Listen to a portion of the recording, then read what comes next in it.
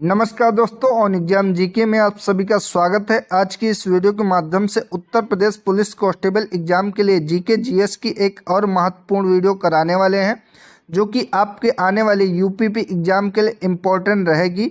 तो आप सभी लोग वीडियो में लास्ट तक जुड़े रहें। चलिए आज की वीडियो शुरू करते हैं।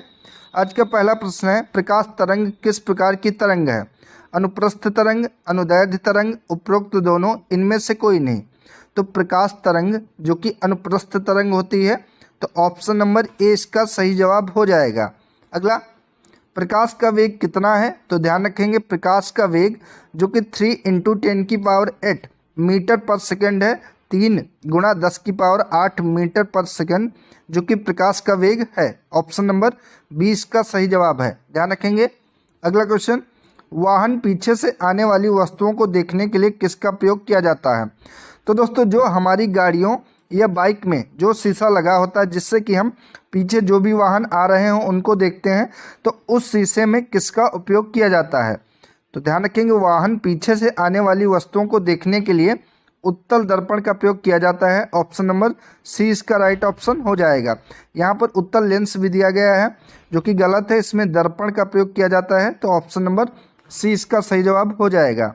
अगला क्वेश्चन, प्रकाश का तरंग सिद्धांत किसके द्वारा प्रस्तावित किया गया था?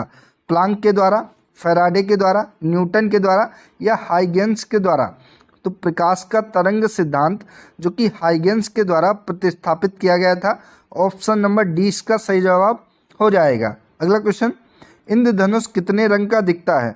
तो दोस्तों, जब बारिश होती है उसके बाद जब मौसम साफ हो जाता है तो उसके बाद आकाश में इंद्रधनुष दिखाई पड़ता है। उसमें अगर पूछे कि कितने रंग होते हैं तो आपका जवाब हो जाएगा उसमें 7 रंग होते हैं। ऑप्शन नंबर ए इसका करेक्ट ऑप्शन हो जाएगा। ठीक है। अगला, सूर्य ग्रहण के समय सूर्य का कौन सा भाग दिखाई देता है? वर्णमंडल, किरीट, कोरोना, प्रभाव मंडल या कोई भाग नहीं? तो जब सूर्य ग्रहण होता है उस समय सूर्य का किरीट, जिसे कोरोना कहते हैं, ये भाग दिखाई पड़ता है। ऑप्शन नंबर 20 का सही जवाब हो जाएगा। अगला क्वेश्चन, प्रकाशीय फाइबर किस सिद्धांत पर कार्य करता है? प्रकीर्णन, व्यतिकरण, पूर्ण आंतरिक परावर्तन या फिर अपवर्तन? तो जो प्रकाशीय फाइबर सिद्धांत है वो पूर्ण आंतरिक परावर्तन पर सिद्धांत पर कार्य करता है। ऑप्शन नंबर सी इसका करेक्ट ऑप्शन हो जाएगा। और पूर्ण आंतरिक परावर्तन किसे कहते हैं?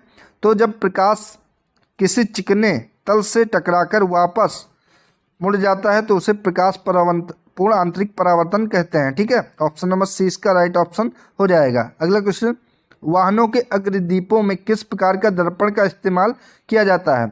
कि वाहनों की हेडलाइट जो होती हैं उनमें किस प्रकार का दर्पण का प्रयोग किया जाता है? तो उनमें परवलयिक दर्पण का प्रयोग किया जाता है। ऑप्शन नंबर डी इसका राइट ऑप्शन हो जाएगा। ठीक है। अगला, प्रकाश के विद्युत चुंबकीय स्वरूप की खोज किसके द्वारा की गई थी? मैक्सवेल, यंग, स्नेल या फिर न्यूटन के द्वारा? तो प्रकाश के विद्युत चुंबकीय स्वरूप की खोज जो कि मैक्सवेल के द्वारा की गई थी। ऑप्शन नंबर ए इसका करेक्ट ऑप्शन हो जाएगा। ठीक है। ये वो मैक्सवेल नहीं है जो ऑस्ट्रेलिया के क्रिकेट प्लेयर हैं, ये मैक्सवेल जो कि साइंटिस्ट हैं। ठीक है, ध्यान रखेंगे। ऑप्शन नंबर ए इसका राइट ऑप्शन हो जाएगा।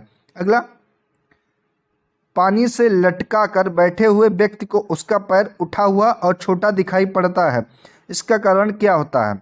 तो परिक्षेपण के कारण, अपवर्तन के कारण, परावर्तन के कारण या फिर विवर्तन के कारण? तो पानी से लटक कर बैठे हुए व्यक्ति को उसका पैर छोटा, उठा हुआ और छोटा इसलिए दिखाई पड़ता है क्योंकि अपवर्तन के कारण ऐसा होता है। ऑप्शन नंबर 20 का करेक्ट ऑप्शन हो जाएगा। अगला, यौगिक सूक्ष्मदर्शी क्या होते हैं? ऐसा सूक्ष्मदर्शी लेंस उत्तल होते हैं, ऐसे सूक्ष्मदर्शी जिसमें एक लेंस होता है, ऐसा सूक्ष्मदर्शी जिसमें लेंसों के 2 सेट होते हैं, एक नेत्रकार लेंस और एक नेत्रक होता है, या फिर ऐसा सूक्ष्मदर्शी जिसके लेंस अवतल होते हैं। तो यौगिक सूक्ष्मदर्शी जो कि ऐसा सूक्ष्मदर्शी होता है जिसमें लेंसों के 2 सेट होते हैं, एक नेत्राकार लेंस होता है और एक नेत्रक होता है। तो ऑप्शन नंबर सी इसका करेक्ट ऑप्शन हो जाएगा। यही यौगिक सूक्ष्मदर्शी होते हैं। अगर यौगिक आपसे पूछे तो ऐसा सूक्ष्मदर्शी जिसमें लेंसों के 2 सेट होते हैं, जिसमें से एक लेंस जो कि नेत्राकार लेंस होता है और दूसरा नेत्रक होता है। ठीक है। ऑप्शन नंबर सी इसका राइट ऑप्शन है। अगला क्वेश्चन, किसी वस्तु का प्रतिबिंब मनुष्य की आंख से कहाँ बनता है? कार्निया, आइरिस, प्यूपुल या फिर रेटिना। तो इसका सही जवाब हो जाएगा retina. Option number D correct option हो जाएगा। अगला क्वेश्चन, किसने सर्वप्रथम यह दिखलाया कि प्रकाश तरंगों का विवर्तन होता है? ग्रिमाल्डी, यंग, मैक्सवेल या फिर फोकार्ट। तो ये दिखाया गया जो कि ग्रिमाल्डी के द्वारा सबसे पहले दिखाया गया कि प्रकाश तरंगों का विवर्तन भी होता है। ऑप्शन नंबर ए इसका करेक्ट ऑप्शन हो जाएगा। अगला, पानी में डूबी हुई एक छड़ी किस संवृत्ति के कारण मुड़ी हुई प्रतीत होती है? प्रकाश के विवर्तन के कारण, प्रकाश के अपवर्तन के कारण, प्रकाश के विकिरणन के कारण या प्रकाश का परावर्तन के कारण। तो पानी में डूबी हुई छड़ी जो कि मुड़ी हुई दिखाई पड़ती है वो प्रकाश के अपवर्तन के कारण दिखाई पड़ती है। ऑप्शन नंबर 20 का करेक्ट ऑप्शन हो जाएगा।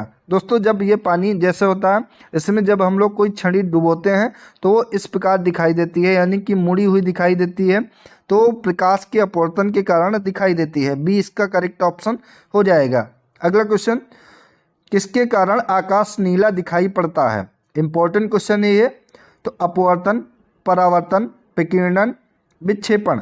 तो आकाश का रंग नीला जो कि प्रकीर्णन के कारण दिखाई पड़ता है, कि जो आकाश होता है वो नीले रंग का दिखाई देता है हम लोगों को, तो ये विकिरणन के कारण दिखाई पड़ता है। ऑप्शन नंबर सी इसका करेक्ट ऑप्शन हो जाएगा। अगला, रेटिना का नेत्र द्वारा निर्मित प्रतिबिंब होता है वास्तविक सीधा बड़ा, वास्तविक सीधा छोटा, अवास्तविक उल्टा छोटा या वास्तविक उल्टा और छोटा।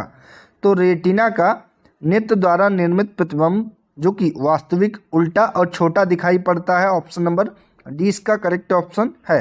अगला क्वेश्चन, किसी अवरोध की कोर से प्रकाश का मुड़ना क्या कहलाता है? तो जैसे ये प्रकाश आ रहा है, ये दीवार है, तो यहाँ से चिकने तल से टकराकर वापस हो जाता है, तो इसे क्या कहते हैं? विवर्तन, अपवर्तन, व्यतिकरण या फिर विक्षेपण। तो किसी अवरोध की कोर से प्रकाश का मुड़ना जो कि विवर्तन कहलाता है। ऑप्शन नंबर ए इसका करेक्ट ऑप्शन हो जाएगा। अगला क्वेश्चन, इंद्रधनुष किस कारण से बनता है? विवर्तन और अपवर्तन के कारण, अपवर्तन और परावर्तन के कारण। तो ऑप्शन नंबर 20 का करेक्ट ऑप्शन हो जाएगा कि इंद्रधनुष जो कि अपवर्तन और परावर्तन के कारण बनता है। ठीक है।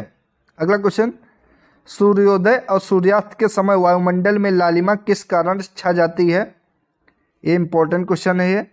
प्रकाश के परावर्तन के कारण, प्रकाश के परिक्षेपण के कारण, प्रकाश के विकिरणन के कारण या प्रकाश के अपवर्तन के कारण। तो सूर्यास्त और सूर्योदय के समय जो आकाश में लालिमा छा जाती है वो प्रकाश के विकिरणन के कारण छा जाती है। ऑप्शन नंबर सी इसका राइट ऑप्शन हो जाएगा। अगला, अभिसारी लेंस वह होता है जो काल्पनिक प्रतिबिंब बनाता है, वास्तविक प्रतिबिंब बनाता है, किरणें फैलाता है या फिर किरणें एकत्रित करता है। तो अभिसारी लेंस जो कि किरणों को एकत्रित करता है अभिसारी लेंस कहलाता है। ऑप्शन नंबर डी इसका राइट ऑप्शन हो जाएगा। अगला क्वेश्चन, निम्नलिखित में से कौन सा सिद्धांत प्रकाश के तरंग प्रकृति की पुष्टि करता है? व्यतिकरण का सिद्धांत, न्यूटन का कणिक सिद्धांत, प्रकाश का विद्युत चुंबकीय तरंग सिद्धांत या फिर इनमें से कोई नहीं। तो इनमें से जो कि व्यतिकरण का सिद्धांत है वो प्रकाश के तरंग प्रकृति की पुष्टि करता है। ऑप्शन नंबर ए इसका राइट ऑप्शन हो जाएगा। अगला क्वेश्चन, मृगमरीचिका बनने वाली प्रघटना को क्या कहते हैं? ध्रुवीकरण, पूर्ण आंतरिक परावर्तन, व्यतिकरण या फिर विवर्तन।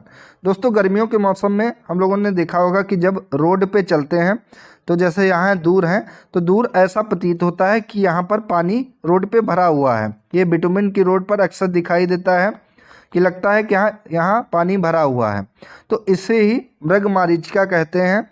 और ये इस कारण होती है क्योंकि पूर्ण आंतरिक परावर्तन के कारण होती है। ऑप्शन नंबर 20 का राइट ऑप्शन हो जाएगा।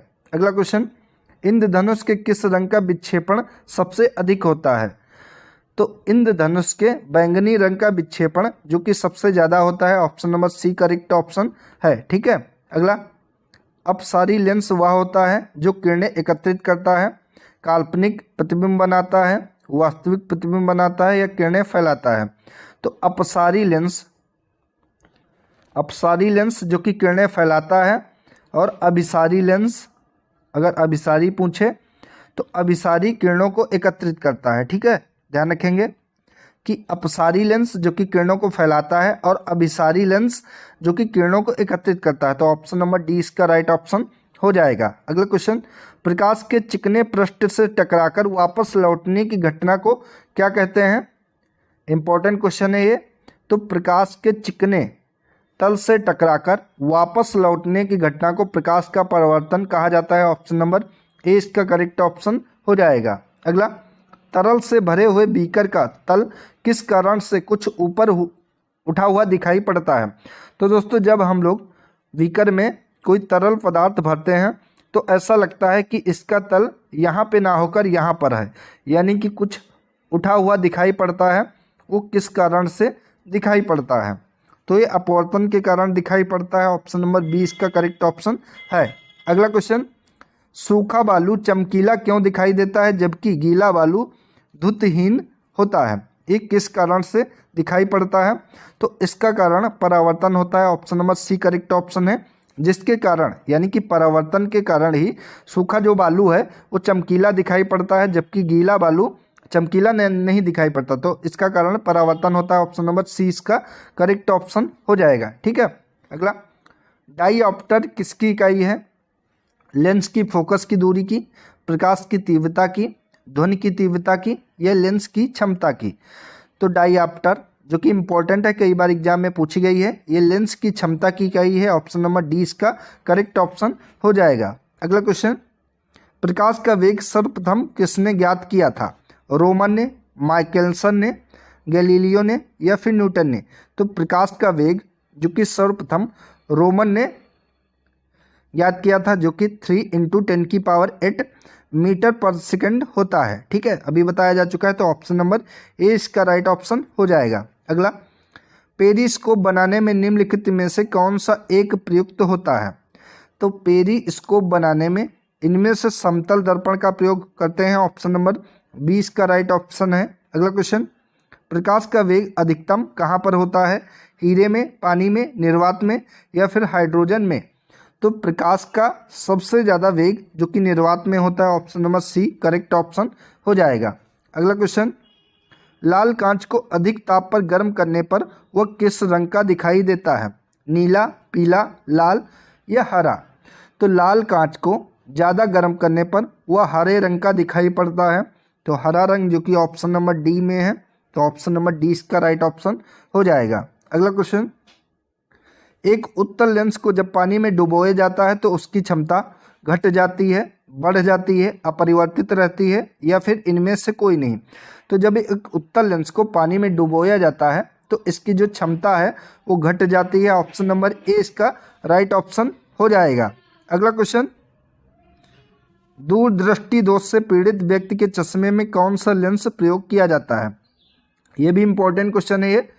तो दूरदृष्टि दोष से पीड़ित जो व्यक्ति होता है उसके चश्मे में उत्तल लेंस का प्रयोग किया जाता है। बी करेक्ट ऑप्शन है।